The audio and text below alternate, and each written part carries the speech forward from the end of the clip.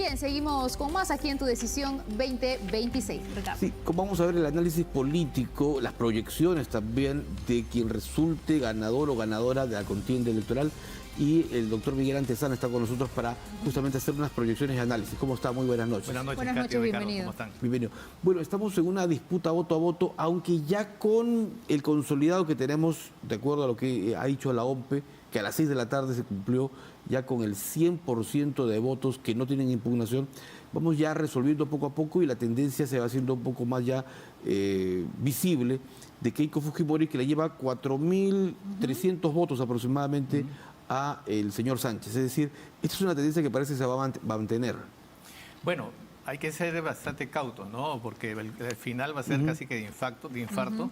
Hay que ver un conteo voto a voto y también vamos a ver los resultados que salgan del conteo y hasta reconteo de votos que pueda haber en las actas que están pendientes. Así que hasta ahora ciertamente la tendencia como que ha cambiado.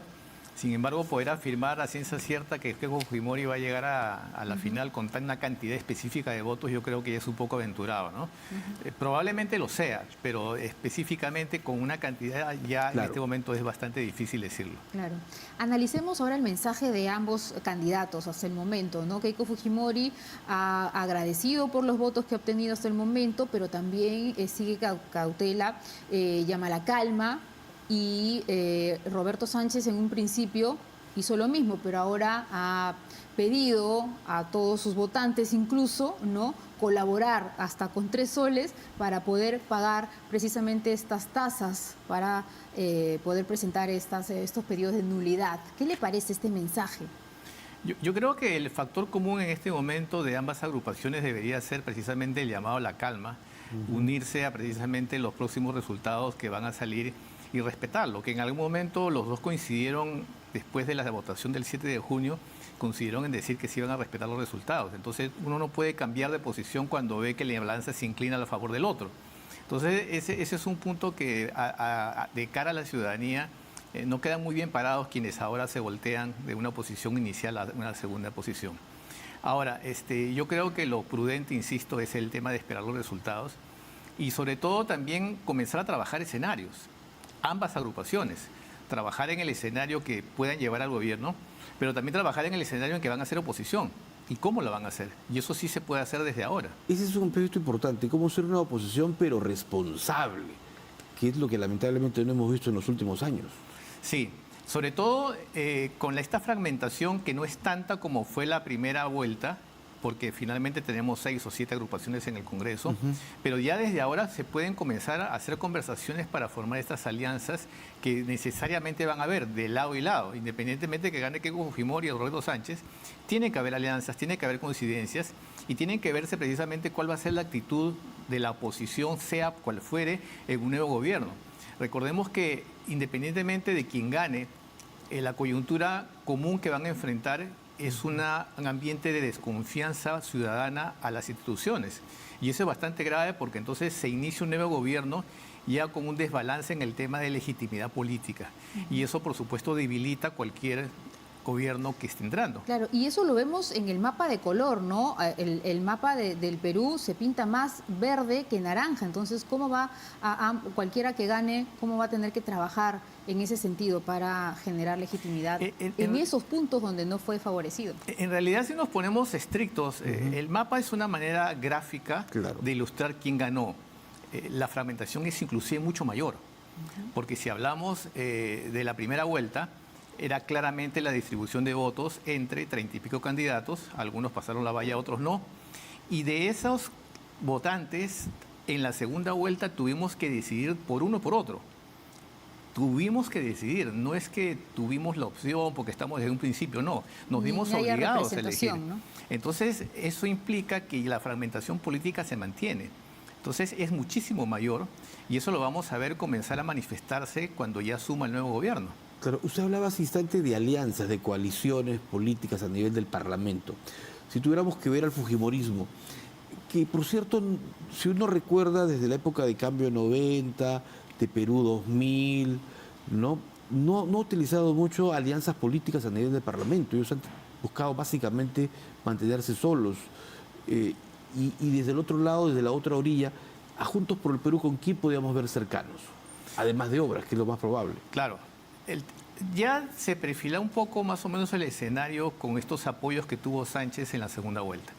Recordemos que estuvo López Chao, estuvo Belmont, estuvieron también otros candidatos que no pasaron la valla. Sin embargo, también se puede de alguna manera prever, según las tendencias, quiénes ayudarían a esta coalición de oposición en el caso de que Roberto Sánchez no gane la presidencia. Ahora, en el caso de Keiko Fujimori, es un caso interesante. Porque como tú bien dices, Fuerza Popular ha estado acostumbrado a trabajar sola, Sí, pues, a claro. tener un contrapeso. Es más, independientemente que tenga una bancada como ahora de 20 y pico congresistas, de alguna manera ejerce la mayoría y genera alianzas para tener votación. Es lo que llaman la primera para- minoría, ¿no? Claro, llama primera minoría, pero que en realidad es un peso importante Claro. a la hora de tomar decisiones. Ahora no. Ahora se vio obligado a tener alianzas para gobernar, no para solamente dictar leyes, sino para gobernar. Entonces, el Congreso, que además va a ser bicameral, va a ser un contrapeso importante para precisamente que este gobierno, en el caso de que Keiko Fujimori llegue al gobierno, pueda acometer las leyes, las normas, los programas, lineamientos que quiera generar en su nuevo gobierno. Entonces, ahí es donde va a tener la principal oposición en el Quizás Congreso. no tiene una alianza política, pero sí podría tener una alianza tácita con el Partido de Renovación Popular. Eso es lo que se espera, ¿no? Si hablamos de derecha, entonces López Aliaga estaría con Keiko Fujimori. Sin embargo, ahí también vienen las negociaciones, ahí también viene el reparto de cargos, y seamos claros, cuando se forma un nuevo gobierno, las alianzas políticas no son gratuitas. Claro. Eso implica también la colocación de personajes en los ministerios. Y ahí también se vería entonces más o menos cuál sería la tendencia de este nuevo gobierno, si va a contar o no con el apoyo, un apoyo de, como se dice, de ancha base, o simplemente con un sector de derecha, dejando a la izquierda de por lado en una oposición, lo cual sería bastante peligroso, por cierto. Ahora, Keiko Fujimori ha señalado que está dispuesta a conversar con Roberto Sánchez. ¿En qué momento sería prudente en que ambos convoquen tal vez a una reunión? ¿Sería posible? ¿No sería factible? ¿Y cuándo, no? Yo creo que el primer gesto que deberíamos ver como ciudadanos es la aceptación de los resultados. Y que ambos candidatos se den la mano, que digan que sí, aceptamos que tú eres presidente, presidenta, y eso yo creo que sería un buen inicio. Ya después la reunión no importa, ya por lo menos es el gesto de que por lo menos empezamos la situación, el nuevo gobierno en paz. Yo no creo que necesariamente sea una reunión entre Sánchez y Fujimori con miras al 28 de julio, post-28 de julio, no lo creo. De hecho, la izquierda que representa a Sánchez es una posición que va a estar desde el primer día seguramente en contra de todo el fujimorismo. Entonces, quizás los otros partidos que mostraron apoyo a Sánchez, quizás entonces sean los que comiencen a sopesar y ver también cómo le pueden brindar apoyo al nuevo gobierno. Pero nuevamente, repito, eso tiene un costo político y tiene también un costo para el nuevo gobierno. Doctora Antezana, algo que yo estaba pensando en los últimos días es, ¿quién va a presidir el Congreso? Porque ahora sí va a ser más difícil la elección de una mesa directiva, que probablemente sea multipartidaria o no, dependerá eso, pero ahora sí, digamos, antes en congresos, los dos congresos últimos, me refiero a los quinquenios pasados, se definía ahí más o menos al ojo, sabía quién iba a ser el presidente del Congreso, de acuerdo a la fórmula. Pero creo que ahora sí va a ser más difícil construir fórmulas y tendremos seguramente a 2 o 3 candidatos que va a ser, digamos, van a ser una representación distinta y por tanto ya no va a ser tan fácil pronosticar quién va a dirigir el Parlamento. Yo creo que eso lo podemos recién comenzar a ver cuando ya tengamos las bancadas bien definidas. Creo que todavía inclusive por ahí 1 o 2 puestos en el diputados todavía está por disputarse. Y en la medida que conozcamos quiénes van a ser nuestros nuevos congresistas, ahí vamos a poder tener ese primer panorama de quiénes se podrían perfilar. Ahora, yo no lo creo tan difícil en realidad, porque el tema de consenso, nuevamente repito, son cotas de poder. Y finalmente todas las bancadas del Congreso van a aspirar a tener esa cuota de poder, no solamente en el legislativo, sino también, si es posible, en el nuevo ejecutivo. Entonces, en la medida que esas conversaciones se den, ahí van a comenzar a aparecer esas caras que ahorita no las vemos y que en su momento quizás veamos que son las adecuadas o las inadecuadas, pero van a aparecer necesariamente. Hoy también se pronunciaron 12 ex cancilleres y ex viceministros de Relaciones Exteriores con relación al tema, ¿no?, que hay una controversia con el voto del exterior. Ellos han negado tajantemente cualquier irregularidad en ese aspecto. Sí, el voto en el exterior siempre ha existido.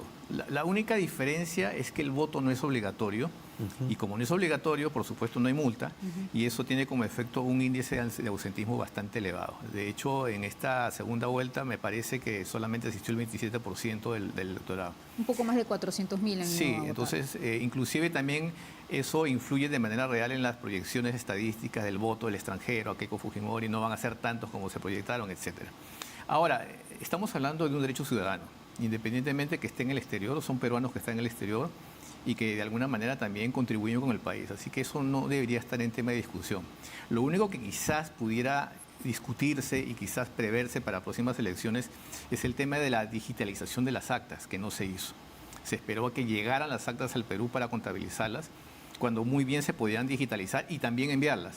Entonces ya son temas estrictamente operativos del proceso de elecciones, pero poner en duda el derecho de los ciudadanos, yo creo que eso no tiene ningún lugar, ninguna cabida. Yo aportaría incluso que el tema de los peruanos en el exterior, ellos mueven mucho la economía con las remesas. Usted que es economista también lo Exactamente, entiende, ¿no? exactamente. Siempre ha existido el voto en el exterior. Es más, somos el primer país latinoamericano que dio el voto a sus ciudadanos en el exterior. Entonces, el dudar ahora de la efectividad o el dudar de que esto genere distorsiones en la parte de la elección no tiene ninguna cabida. Como antes no se llamó la atención, ahora simplemente porque le está dando el mayor peso a un candidato, entonces me parece es una manipulación del tema electoral. Precisamente sobre la digitalización de los votos en el exterior, esa reglamentación se oficializó en mayo recién, entonces eso también generó un poquito ahí de audacia. Sí, y yo creo que el proceso es perfectible. Así como dijo el representante del Jurado Nacional de Elecciones, todo está caminando, está bastante bien, la maquinaria está bastante aceitada. E inclusive en el caso de la OMPE, si bien es cierto que en la primera vuelta tuvimos el caso que llevó o precipitó la salida de Corbeto, el proceso no ha cambiado. Es más, ahora es muchísimo más ágil porque solamente son 2 candidatos y está bastante bien planificado. Entonces, poner en duda que las autoridades electorales están haciendo un mal trabajo, pues también me parece que no tiene sustento. ¿Cuánta convocatoria pueden tener estos mensajes que hemos visto en redes sociales anunciando de movilizaciones hacia Lima? Mira, depende mucho de quienes acceden precisamente a las redes sociales. Quizás a un público de Lima, quizás a un público de la zona costera donde se tiene mayor acceso a la conectividad, quizás puede tener llegada, pero no necesariamente aceptación. En el caso de las zonas surandinas, sobre todo, ahí lo que tiene que ver mucho es el boca a boca, no necesariamente la convocatoria de redes sociales. Tú les preguntas a la gente por qué se moviliza, tienen una razón propia, justificable, pero no te dicen porque lo vi en Facebook, lo vi en X, no, es porque ya hay una movilización de masas con dirigentes locales. Entonces, y eso más o menos está sucediendo, ojo. Hay un movimiento de gente que quiere inclusive previsto llegar a Lima, se están adelantando los hechos, todavía no hay proclamación, pero se están adelantando escenarios. Y eso hay que verlo también con mucho cuidado porque va a ser la primera prueba de fuego para el nuevo gobierno. ¿Cómo enfrentaría una situación de ciudadanos que llegan de la zona surandina del Perú y que llegan con todo derecho a la capital para lo que sea? Obviamente que no llegan, no se permite que lleguen a generar desmanes, violencia, etcétera, pero va a ser una prueba de fuego para precisamente cómo enfrentan a los ciudadanos y cómo va a ser el tema de la seguridad con el tema de la policía, etcétera. Claro, y en ese sentido, ¿no? ¿Cómo afrontar este momento hasta 28 de julio en la población, que tiene no solamente la incertidumbre sobre quién sale ganador en estas elecciones, viene la información de las marchas, en realidad mucha ansiedad con este tema? Entonces, ¿cómo manejar esas emociones? Aquí yo creo que hay 2 actores importantes. El primero es el gobierno. El presidente Balcázar, a través de sus ministros, el Consejo de Ministros, tiene que tomar medidas y tiene que ser muy transparente en lo que va a hacer para transmitir la seguridad que necesitamos, la tranquilidad que necesitamos hasta el 28 de julio, que sea la juramentación. Pero también el segundo actor va a ser quien resulte electo presidente o presidente de la República. ¿Y cómo la va a dar? Precisamente en la conformación de su equipo, en la conformación de las comisiones de transferencia que tienen que haber, en la transparencia de precisamente cuál es el equipo con el cual se va a rodear y va a gobernar. Y esos son mensajes muy clave, porque en la medida que, por ejemplo, se designen a personajes polémicos eso ya va a comenzar a generarse este caldo de cultivo de un rechazo popular.